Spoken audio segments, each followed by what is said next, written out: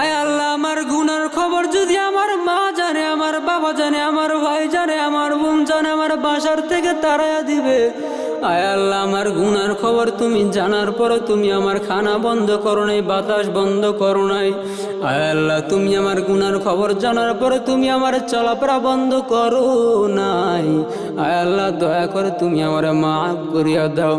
আয় আল্লাহ, আমি তওবা নাসুহা করতেছি। আয় আল্লাহ, জীবনে গুনাহ করব না। আয় আল্লাহ, তুমি ছাড়া আমার কেউ নাই। আয় আল্লাহ, দয়া করে মাফ করিয়া দাও। আয় আল্লাহ, গুনাহের কাছ থেকে নিরাপদ রাখ আল্লাহ।